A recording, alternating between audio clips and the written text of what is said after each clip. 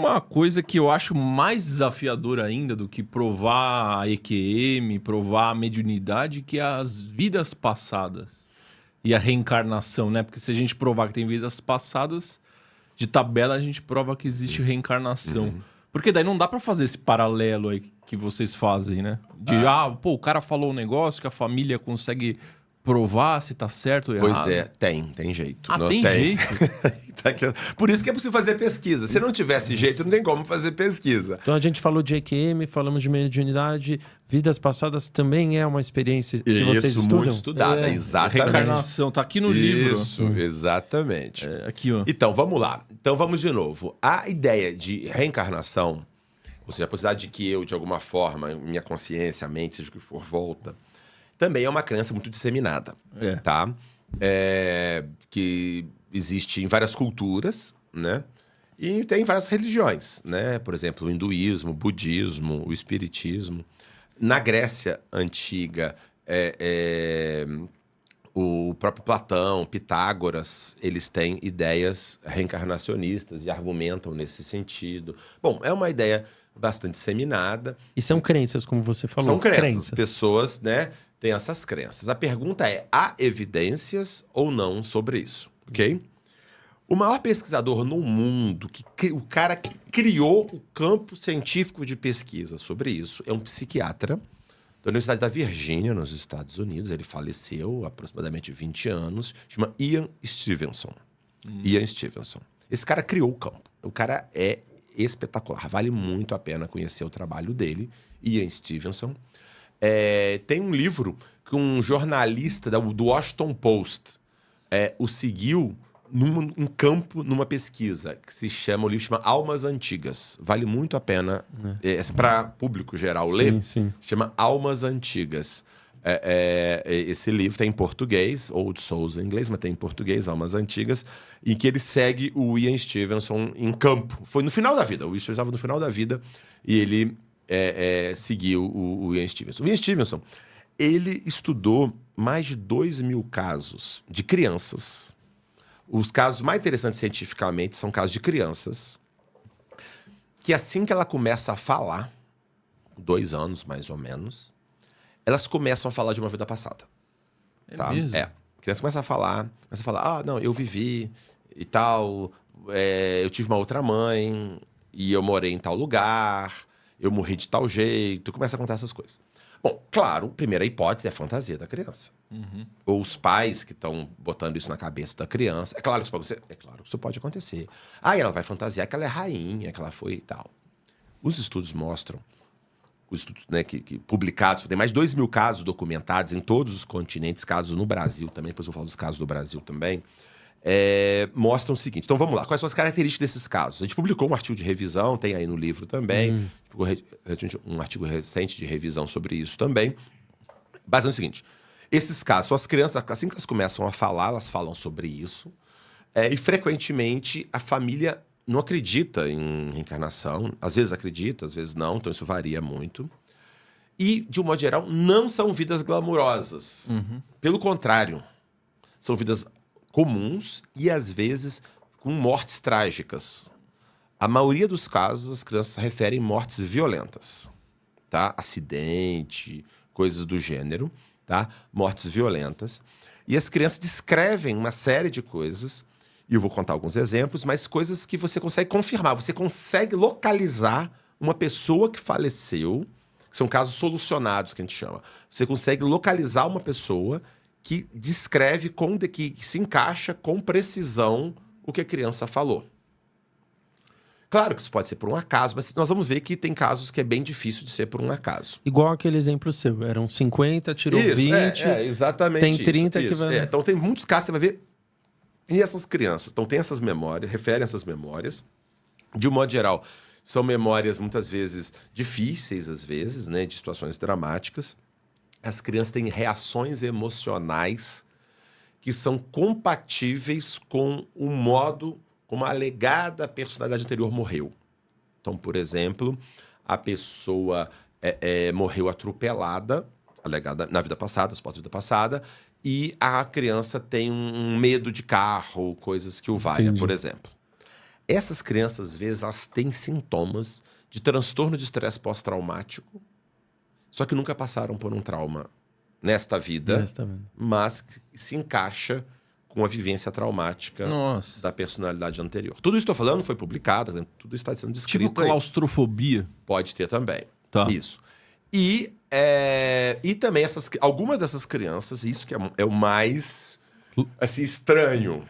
Mas a realidade é essa, a gente tem que estudar. Essas crianças, frequentemente, elas têm marcas ou defeitos de nascença que são compatíveis com o modo como a pessoa morreu na vida anterior. Caramba. Então, por exemplo... Tipo o quê? Tipo uma pessoa, por exemplo, ela morreu com uma foiçada na cabeça. Tem um caso concreto, tô contando um caso objetivo. Morreu com uma foiçada na cabeça, um corte na cabeça. A criança nasce com uma lesão dermatológica no crânio, na pele, e que se encaixa com a lesão da personalidade da pessoa que faleceu. Num ângulo semelhante. E há vários casos em que o Ian Stevenson conseguiu obter o laudo de necrópsia da pessoa que morreu e compara com a lesão que a criança tem. Por exemplo, tem um outro caso em que a pessoa morreu com um tiro de cartucheira. Sabe cartucheira? Que são aquelas bolas... Não sei se vocês sabem, mas cartucheira, usava muito antigamente, era uma espingarda. Era uma espingarda. Arma de expressão. Só que são várias bolinhas de chumbo. Isso, chumbinho. Então, quando ela vai... são várias bolinhas. A lesão é um monte de bolinha que penetra. Sim. A pessoa morreu com um tiro de cartucheira aqui no tórax, sob o coração. E a criança nasce com um monte de marcas, manchas brancas, pontinhos. E quando você coloca como laudo de necrópsia, é semelhante. Caramba. Entendeu? As marcas de nascença, então, pode ser. Pois é, nesse caso. Tem casos de tiro projétil mesmo, e a gente sabe, pela medicina legal, quando o orifício de entrada é o orifício de saída. Quando o projétil entra, o orifício é pequeno, regular, mas quando ele sai arrebentando. E tem crianças que têm uma lesão pequenininha de um lado e do outro lado sai um negócio diferente, compatível com a lesão de necrópsia. Que incrível, hein? Então, e por mais estranho que seja, ele tem mais de 100 casos documentados. Ele tem um livro chamado Reincarnation and Biology, do Ian Stevenson, de 2.000 páginas. Nossa. Caramba. Chama Reencarnação em Biologia, em que ele documenta mais de 100 casos de marca de nascença com precisão. Ele foi o Papa, então. Ele é o cara que pesquisou isso. Por isso que eu acho, uma coisa que eu gosto de dizer também, as nossas teorias sobre a vida, sobre como isso funciona, elas têm que explicar a realidade.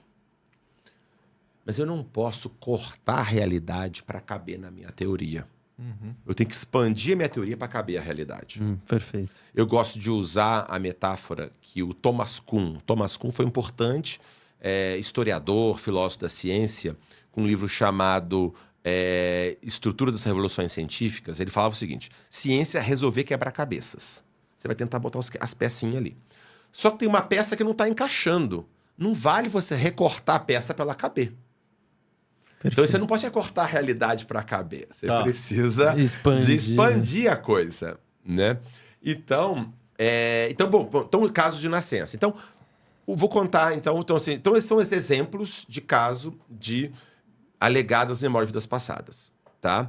E aí eu vou contar um caso que a gente publicou recentemente no Brasil. Foi o doutorado.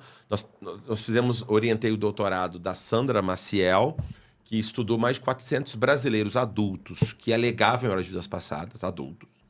O Lucan Moraes, ele analisou em torno de 20 crianças que referem memórias de vidas passadas. E o Eric Pires, ele analisou casos que no Brasil foram investigados, casos de alegadas memórias de vidas passadas nos anos 70, 80 e 90, e ele reentrevistou essas pessoas agora na vida adulta para poder ver o que elas lembram ou não e tudo mais. Então, tudo isso a gente... Inclusive, o Eric está indo agora para os Estados Unidos para um doutorado sanduíche na Universidade da Virgínia, nesse principal centro de referência, para analisar os melhores casos que eles têm, para ver as possíveis explicações e tudo mais e tal. Inclusive, essa pesquisa dele A gente está recebendo projeto, financiamento da Fundação Bial de Portugal, financiamento internacional Caramba, para que apoio. Então a gente está caminhando de várias formas. Mas eu vou contar um caso Desse brasileiro. que a gente publicou da tese do Lucan. Né? Basicamente é o seguinte: aqui no Brasil a gente tem menos casos documentados. Né? Então eu vou contar esse caso brasileiro, eu acho que é mais interessante, mas tem casos ainda mais robustos internacionais. Mas esse é um caso interessante, que é o seguinte: é um garoto, tá? Que alegadamente ele seria a reencarnação de um tio-avô. Ok? Ok. De um tio-avô. Esse caso, do ponto de vista científico, ele tem uma certa fragilidade, porque é um caso da mesma família. Como é caso da mesma família, naturalmente os pais conhecem a pessoa alegada de vida passada e sempre tem aquela hipótese de que os pais, de alguma forma, passaram essa informação para a criança. Tá? Mas há muitos casos em que Não existe acontece de centenas de quilômetros de distância e que isso não acontece. Mas, inclusive no livro, a gente conta vários casos nesse sentido e tal. Mas esse caso é brasileiro, por isso que eu vou contar, e foi publicado, acho que ano passado, a gente publicou esse artigo científico, está disponível online também na internet, tudo mais e tal. Bom, o que acontece então? O resumo da ópera é o seguinte: a mãe da criança, ela era muito próxima desse tio. Tá? Chegou a morar com esse tio um tempo e tudo mais e tal. Só que eles são do Nordeste. Esse tio, ele era mecânico, engenheiro mecânico. Ele adorava caminhão, carro, essas coisas e tal. E ele dirigia essa parte, a frota de tratores e caminhões de uma grande empresa no Nordeste. E ele descobre que estava tendo um funcionário que estava fazendo parte, desviando coisas lá dentro e tudo mais e tal. E ele demite esse funcionário, tá certo? E esse funcionário vai embora, depois o funcionário volta e mata no trabalho, né? Dá um tiro no rosto, né? No crânio, né? Na cabeça da pessoa e mata. Essa informação, estou só dando a informação geral. Agora, quando a gente foi investigar o caso da criança, o que acontece? E aí, esse caso tem várias características comuns, tá? Mesmo que algumas coisas a gente não tem como comprovar e tal, mas comuns de casos comuns. De casos dessas alegadas malditas passadas. A mãe tem um sonho anunciatório, que se fala, ou seja, ela tem um sonho de que o filho que ela estava esperando seria a volta do tio dela. Ela não esperava isso, teve aquele sonho e tal, e fica por isso mesmo. E isso é comum. Isso é comum, esses sonhos anunciatórios. Tipo, isso é comum, esses casos. Maria sonhou que vinha a vinda do menino. Esses casos são comuns, tá? Muito bem. A criança teve isso, claro. Aí levanta a hipótese, poxa, mas será então que a mãe não começou a forçar a barra pro filho ser e tal? Tô só comentando, tô contando de que coisa acontece, tá? E aí, muito bem. E aí, uma primeira coisa que chama a atenção da mãe a criança, ela tava... A criança era pequena, tinha uns 2 anos de idade. Tava vendo uma novela, junto com os pais assistindo e a criança lá. E teve um tiroteio. E a criança teve uma crise de choro, uma reação completamente, assim, estranha. Muito fora do que os pais acharam muito esquisito aquela reação. O que é compatível com a questão daquela reação emocional frente à situação. Ela teve uma crise de choro e tudo mais. As crianças estão acostumadas a ver tiroteio o tempo todo, no televisão, está acostumado a ver isso. Não tem essa reação de modo geral. A criança teve, tá. Uma outra questão muito interessante, essa criança, ela adorava brincar de ser mecânico. Ela entrava debaixo do velocípede dela. O que você está fazendo? Eu estou aqui consertando o meu carro, etc. Ela falava isso o tempo todo. Aí, detalhe. Como esse tio-avô da criança, tio da mãe, morreu em situações trágicas e tinha uma ameaça dos criminosos que ameaçavam a família. Era um segredo. Ninguém falava sobre esse tio. Essa morte era um tabu na família. Entendeu? E esse tio morreu centenas de quilômetros de onde os pais vivem. Então, assim, isso é um dado importante. É um tabu na família. Não se fala. Primeiro que foi traumática a morte do tio. E tinha um medo dos criminosos envolvidos no assassinato que estavam ameaçando a família, etc, etc. Inclusive, até o processo... Nós tentamos investigar para achar o processo sumiu na justiça, não se acha esse processo. Bom, o negócio é complicado. Bom, mas aí... o fato que as pessoas têm Tabu. Então, era um tabu, não se fala. Então, só para comentar, isso é importante pro quadro todo. E aí, a criança... Então, ela tinha essa mania de ser mecânico, de ficar brincando e tal, que o tio era mecânico. E aí, teve uma hora, a criança começa a falar, perguntando cadê o cavalinho de madeira dele, de brinquedo de madeira dele. O menino nunca teve cavalo de madeira. Depois a mãe vai investigar com a mãe. A mãe vai investigar com a avó, né? Ou seja, com a mãe dela, que é irmã do tio. Ele tinha um cavalinho de madeira que ele gostava demais. Caramba.